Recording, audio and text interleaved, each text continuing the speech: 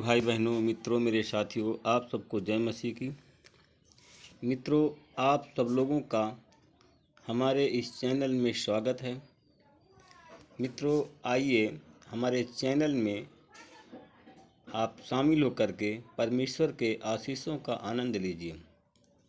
मित्रों, आप सब लोग कैसे हो? अच्छी तरह से हो? मित्रों, मुझे पूरा विश्वास है, पूरी आशा है कि आप सब लोग अच्छी तरह से हैं, क्योंकि परमेश्वर आपके साथ में। मित्रों, मैं प्रतिदिन की तरह आज भोर के समय फिर आप लोगों के सामने उपस्थित हुआ हूँ। मैं आज आप लोगों के लिए, आपके बच्चों के लिए, आपके परिवार के लिए, आपके खेतीबाड़ी के लिए मैं प्रार्थना करूँगा। मित्रों, मैं सबसे पहले वचन बताऊँगा, फिर प्रार्थना करूँगा। मित्रों, आज का वचन जो है मैं जो आपके सामने लेकर के आया, गलतियों की किताब है, 1 अध्याय का 4 वचन है। मैं इस वचन के द्वारा बात करूंगा, इस वचन के आधार पर मैं प्रार्थना करूंगा। मसीह ने हमारे पापों के कारण अपने को अर्पित किया, जिससे वह हमारे पिता परमेश्वर की इच्छा अनुसार वर्तमान पापमय युग संसार से हमारा उद्धार करे। मित्रों, हमारा कौन सा पाप? वर्तमान का पाप है, जो इस समय हमारा पाप हमारे साथ बना हुआ है, और वही युग वर्तमानमय युग जो संसार से हमारा उद्धार करे। परमेश्वर आज आपका जो वर्तमान में पाप है, इससे परमेश्वर आपका उद्धार करेंगे। मित्रों, परमेश्वर आपको बचाएंगे, क्योंकि परमेश्वर बचाएगा। मित्रों, मैं एजरा की पुस्तक से मैं एक दृष्टांत आपको सुनाऊंगा। मैं इस दृष्टांत के द्वारा मैं बात करूंगा और इसी के आधार पर मैं प्रार्थना करूंगा। मित्रों, हम देखते हैं कि एजरा एक राजा था। एजरा परमेश्वर का जन था, और एजरा परमेश्वर के भवन के सामने उठकर योहानान बेन एल्याशीब के कमरे में गया। मित्रों, उसने वहाँ बिना खाए पिए रात बिताई, क्योंकि वह निष्कासन से लौटे हुए इजरायलियों के विश्वासघात के लिए वह शोक मना रहा था। वह अपने दुख को प्रकट कर रहा था। मित्रों, यहूदा प्रदेश और यरूशलेम नगर में रहने वाले निष्कासन से लौटे इजरायलियों को सूचित किया गया कि वे यरूशलेम में इकट्ठे हों। यदि कोई व्यक्ति 3 दिन के भीतर, मित्रों, वहाँ पर एक आज्ञा प्रसारित की गई, यदि कोई 3 दिन के भीतर यरूशलेम में नहीं पहुँचेगा, तो अधिकारियों और धर्मवृद्धों के आदेश से उनकी समस्त धन और उनकी समस्त धन संपत्ति जब्त कर ली जाएगी। मित्रों, और उसको निष्कासन से लौटे हुए यहूदियों के धर्म समाज से बहिष्कृत कर दिया जाएगा। यहूदियों के धर्म समाज से उनको निकाल दिया जाएगा। मित्रों, मेरे भाई और बहनों, मित्रों, मेरे साथियों, इसके बाद मित्रों, यहूदा और बिन्यामीन कुलों के सब पुरुष 3 दिन की अवधि में यरूशलेम में एकत्र हो गए। मित्रों, यह कौन सा महीना था जब लोग एकत्र हुए? मित्रों, यह 9वां महीना था। 9वां महीना कौन है? सितंबर का महीना था, और महीने की 20वीं तारीख थी। मित्रों, सब लोग परमेश्वर के भवन के सामने चौक में बैठे हुए थे, और जब परमेश्वर के भवन के चौक में लोग बैठे हुए थे, मित्रों, उस समय बहुत तेज से वर्षा हो रही थी। मित्रों, प्रस्तुत मामले के डर के कारण, मित्रों, तथा मूसलाधार वर्षा के कारण सब लोग कांप रहे थे। मित्रों, जो मामला था, जो समस्या थी, उसके कारण और मूसलाधार वर्षा के कारण सब लोग कांप रहे थे। मित्रों, उसके बाद जो पुरोहित एजरा खड़ा हुआ, मित्रों मैंने जो आगे बताया सॉरी इसके लिए, क्योंकि एजरा पुरोहित था और पुरोहित एजरा खड़ा हुआ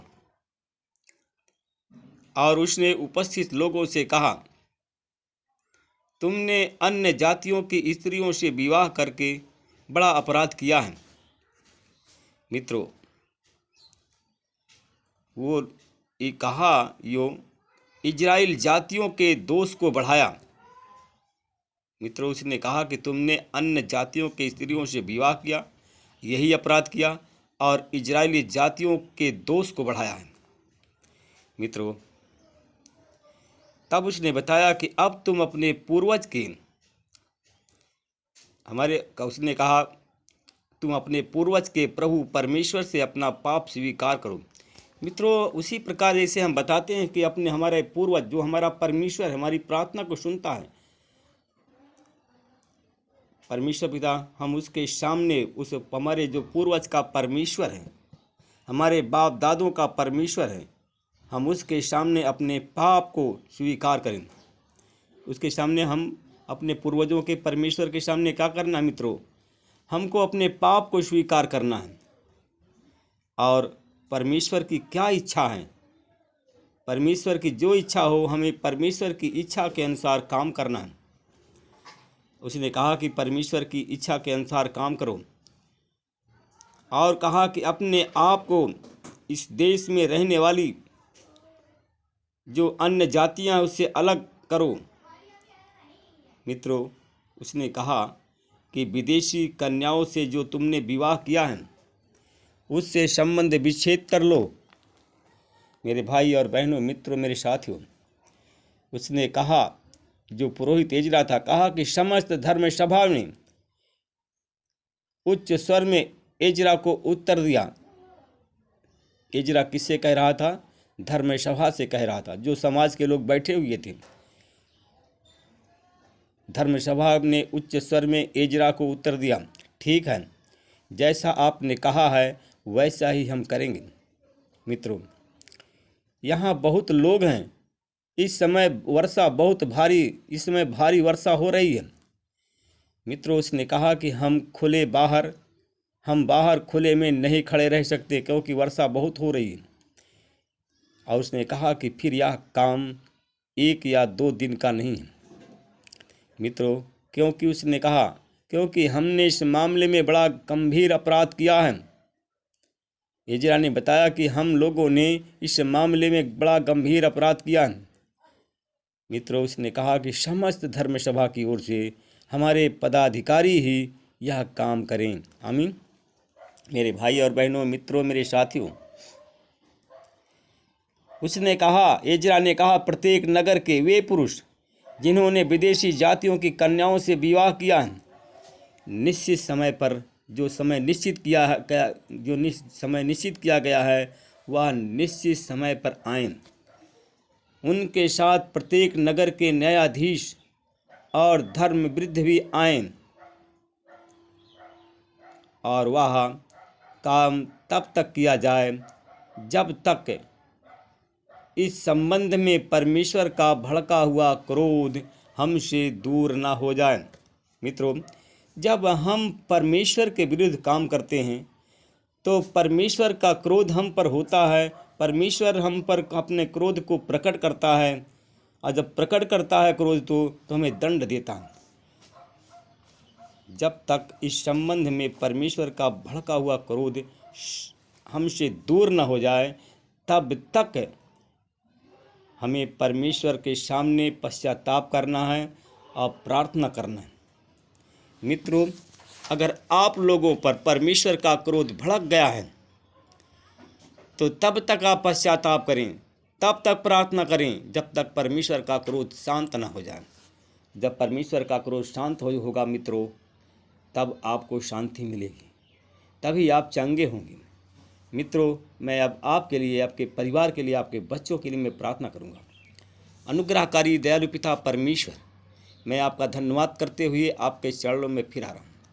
हे प्रभु, आपने पूरे रात भर हमको सुरक्षित रखा, हमारे पत्नी बच्चों को सुरक्षित रखा, पूरे घर परिवार को सुरक्षित रखा। मैं आपका धन्यवाद करता हूँ। प्रभु जी, मैं आपसे विनती प्रार्थना करता हूँ कि हमारे भाई बहन जो कि बीमार हैं, उन पर प्रभु आपका क्रोध भड़क गया, इसलिए उनकी बीमारी नहीं जा रही है। उनके पाप नहीं क्षमा हो रहे हैं, इसलिए उनकी बीमारी नहीं जा रही। मैं धन्यवाद करता हूँ। ऐसे लोगों के लिए मैं प्रार्थना करता हूँ जो बीमार हैं, जिनकी बीमारी नहीं जा रही। परमेश्वर पिता, अपना छेदा हुआ बलवंत हाथ को बढ़ाइए और छू लीजिए। जो हमारे भाई बहन बच्चे हैं, जिन पर परमेश्वर आपका क्रोध भड़का है, जिनकी बीमारी नहीं जा रही है, यीशु तेरे नाम से, यीशु तेरे नाम की हीलिंग उस पर उतरे, उस भाई और बहन उस बच्चे पर उतरे, और यीशु के नाम से वो चंगे हो जाएं, उनकी बीमारी चली जाए। मैं उन भाई बहनों के लिए प्रार्थना करता हूँ जिनको गैस की बीमारी है, अपेंडिक्स ट्यूमर की बीमारी है, जिनको शुगर और थायराइड की बीमारी है, इन सब को मैं यीशु मसीह के नाम से ब्लेस करता हूँ। मैं धन्यवाद करता हूँ। मैं उन लोगों से दुखी हूँ और परमेश्वर भी दुखी है जो अपना काम को सीधा करने के लिए, अपना फ़ायदा उठाने के लिए एक दूसरे को, अपने मित्र को दुख देते हैं, उनकी संपत्ति छीन लेते हैं, उनका पद छीन लेते हैं। मैं ऐसे लोगों के लिए मैं आज प्रार्थना करूंगा कि ऐसे लोग हैं, ऐसे ऐसे लोगों का पद छीना गया, ऐसे ऐसे लोगों को बदनामी का दंश झेलना पड़ रहा है। मैं ऐसे ऐसे लोगों के लिए प्रार्थना करूं जो जिनकी बीमारी है, बीमार हैं, बीमारी नहीं जा रही। ऐसे लोग हैं जिनका पद अब छीना जाएगा। जिन लोग हैं जिनका अब पद छीना जाएगा, वो लोग ये नाम के हैं, ACDPH नाम के हैं, जिनका पद आज छीना जाएगा। और ये लोग, मैं परमेश्वर पिता में आपसे विनती प्रार्थना करता हूँ, ये लोग कहाँ के रहने वाले हैं? ये सारे लोग दिल्ली प्रांत के रहने वाले हैं, जिनका अब पद छीना जाएगा। ऐसे ऐसे लोग हैं जो कि नेता भी हैं, अधिकारी भी हैं और राज्य कर्मचारी भी हैं। मैं ऐसे लोगों के लिए प्रार्थना करता हूँ कि परमेश्वर पिता, जो उनका पद छीना हुआ पद जो छीना जा रहा है, परमेश्वर पिता वो अपने पश्चाताप करें और आपकी ओर लौटें, ताकि उनको वह पद पुनः मिल जाए। मैं उन लोगों के लिए प्रार्थना करता हूँ जिनका पद पहले ही छीना जा चुका है। मैं उन भाई और बहनों के लिए प्रार्थना करता हूँ, वो हमारे भाई और बहन हैं। ये भाई, हमारे भाई और बहन लोग कितने लोग हैं? 25 लोग हैं। ACMDNOP इत्यादि नाम के लोग हैं। ये सब 25 लोग हैं, इनका पद छीना गया है। ये लोग महाराष्ट्र के रहने वाले हैं। मित्रों, आप पश्चाताप करें, अपने गलतियों की क्षमा मांगे। जो आपका पद छीना गया है, आज वो पद पुनः आपको प्राप्त होने जा रहा है। मैं धन्यवाद करता हूँ परमेश्वर पिता। मैं उन भाई और बहनों के लिए प्रार्थना करता हूँ जो बीमार हैं, जिनकी बीमारी नहीं जा रही है। ये सारे लोग मध्य प्रदेश के रहने वाले हैं। ONP नाम के लोग हैं। ये लोग 15 लोग हैं। मैं इनको यीशु मसीह के नाम से ब्लेस करता हूँ, आपकी आशीष बोलता हूँ। इस प्रार्थना को मैं यीशु के नाम से मांगता हूँ, आमीन। मित्रों, अगर आपको परमेश्वर आशीषित करते हैं तो आप लोग हमारे चैनल को सब्सक्राइब करना मत भूलिएगा। परमेश्वर आपको आशीषित करें, परमेश्वर आपको आगे बढ़ाएगा, परमेश्वर आपको आशीषित करेगा, आमीन। प्रभु आप सबको आशीष दे, रक्षा करें।